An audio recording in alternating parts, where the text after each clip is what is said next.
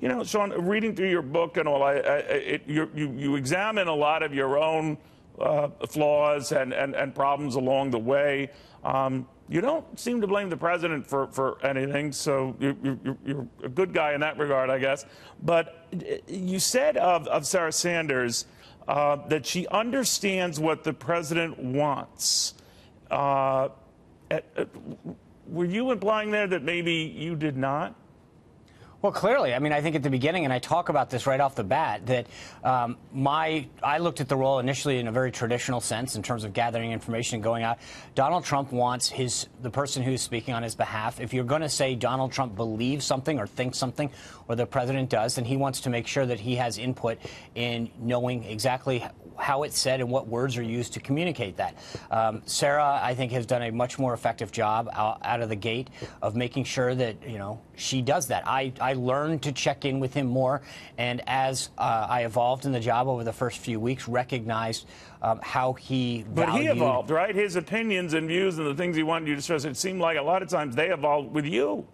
Well, and I think what you do, and that was the point, is that if the issue was evolving, he wanted you to check in and say, look, this issue is evolving. The circumstances Sean, it have evolved changed. within the same hour you were speaking to the press sometimes.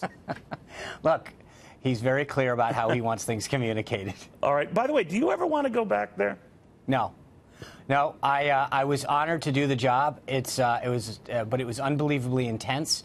I think, you know, having done it, and then the 6 years before it in terms of at the RNC and really working hard to advance our party, I was ready to move on, and I thank the president and the vice president, the first lady, and the rest of the entire team for the opportunity that they gave me. But I think Sarah's doing great up there, and I'm much better being a viewer than a briefer. Yeah, you know, it's funny because now a lot of people, I think there's a Politico report out today where they're already wondering for life after Sarah Sanders and what happens and who's being considered. And what did you make of that?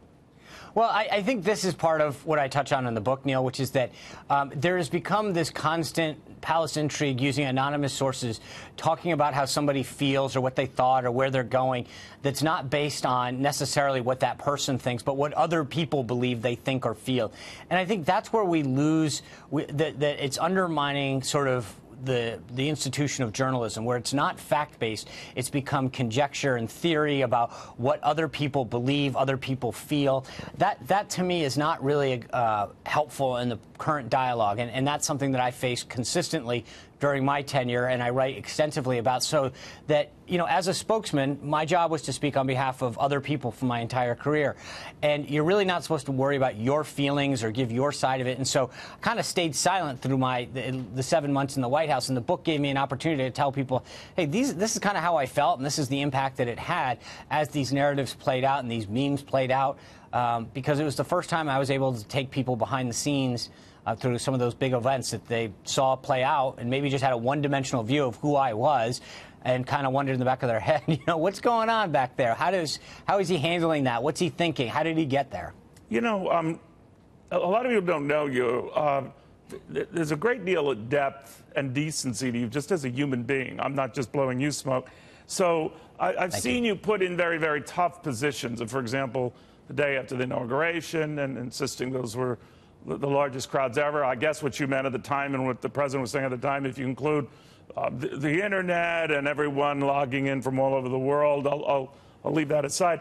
But you drew the line, I think, on the Mueller probe of late to say that it is not a witch hunt. The president calls it a witch hunt.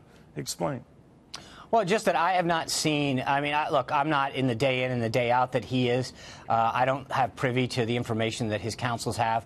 I read what I see. I think Mueller has arrested, you know, now countless, I think it's over 20 Russians who clearly interfered with our election. I think there's two issues here, and this is where there's a conflating of the issues. One is, was there collusion by anyone in the campaign, which is the central premise that the president is accused of and his team and being attacked for. And on that front, I do agree with the president that so far we've seen nothing that even hints, and everything gets leaked in this town and regarding this probe, and we've seen nothing that shows any serious impropriety or collusion between anyone on the campaign of significance or the president and Russia. And then there's the question of meddling, and I think that that's where what I've seen Mueller go after so far on those fronts with respect to the indictments he's handed out on the Russians are people that meddled. But none of those people have any affiliation or have even been alleged to have any affiliation with the folks on the Trump campaign. So we don't know everything yet, but you're saying right. No, to call it a witch hunt is probably a bit premature. Did no, I get no, the but gist of I that kind of, right? I kind of bifurcate it, and I think from the president's perspective and from what he sees and his counsels have seen,